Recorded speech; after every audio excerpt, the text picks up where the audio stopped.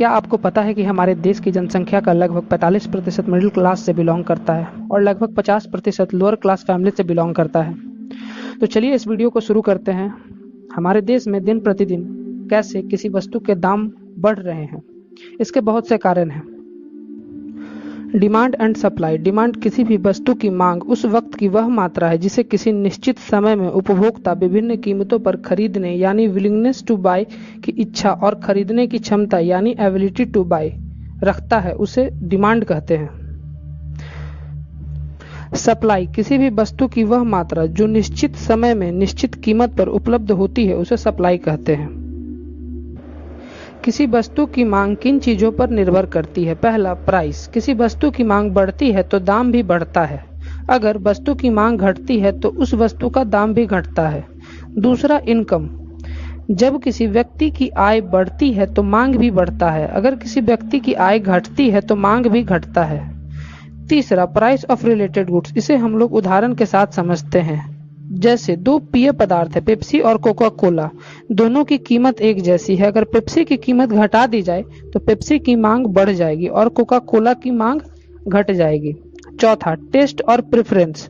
वस्तु की मांग किसी व्यक्ति के पसंद और नापसंद पर भी निर्भर करता है।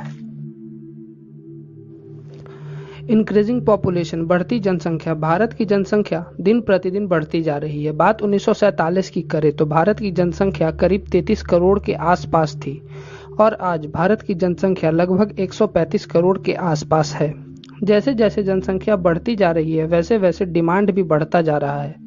हमारे देश की प्रोडक्टिविटी लेवल बहुत ही कम है, जिसके कारण हम लोगों की डिमांड पूरी नहीं हो पा रही है और डिमांड के अनुसार सप्लाई नहीं हो पा रहा है, जिसके कारण वस्तु के दाम में बढ़ोतरी आ रही है। इंपोर्ट। भारत में बहुत सारी अलग अलग चीज़ों का प्रोडक्शन होता है, जैसे हैंडीक्राफ्ट, होम्योपैथिक मेडिसिन्स, टेक्सटाइल्स, जो भारत दूसरे देशों को एक्सपोर्ट करता है। हमारा देश बहुत सारी चीज़ों का प्रोडक्शंस नहीं करता है, वो सारी चीज़ें भारत दूसरे देशों से इंपोर्ट करता है। भारत ने साल 2019 में 137 बिलियन डॉलर का एक्सपोर्ट किया और 164.05 बिलियन डॉलर का इंपोर्ट किया, जिसमें भारत को 24.27 बिलियन डॉलर का नुकसान हुआ। भारत जो वस्तुएं को इंपोर्ट करता है उसमें विभिन्न प्रकार के टैक्स लगते हैं, जैसे एक्साइज ड्यूटी, जिसके कारण वस्तुओं के दाम बढ़ जाते हैं। इन्फ्लेशन। मुद्रास्फीति। मुद्रास्फीति का अर्थ यह होता है कि जब किसी अर्थव्यवस्था में सामान्य कीमत स्तर लगातार बढ़े और पैसे का मूल्य कम हो जाए तो उसे हम लोग मुद्रास्फीति यानी इन्फ्लेशन कहते हैं।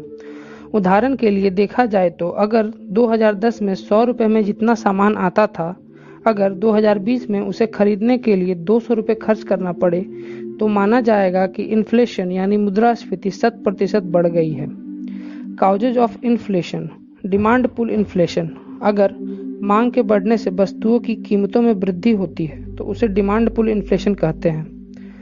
Cost push inflation. अगर land, labour, capital, raw material के दाम में बढ़ोतरी होती है तो वस्तुओं के दाम भी बढ़ती है, उसे कॉस्ट पुश इन्फ्लेशन कहते हैं। No similar income. हमारे देश में लोगों को 3 वर्गों में बांटा गया है, उच्च कोटि हायर क्लास, मध्यम कोटि मिडिल क्लास, निम्न कोटि लोअर क्लास। हमारे देश में लगभग 45% हिस्सा मिडिल क्लास फैमिली से बिलोंग करता है और लगभग 50% हिस्सा लोअर क्लास फैमिली यानी निम्न वर्ग से बिलोंग करता है। हमारे देश में किसी वस्तु का पैदावार मध्य वर्ग और निम्न वर्ग को ध्यान में रखकर किया जाता है।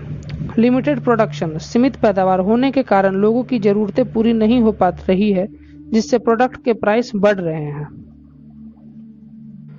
अगर आपको हमारा वीडियो अच्छा लगा हो तो हमारे चैनल को सब्सक्राइब करें।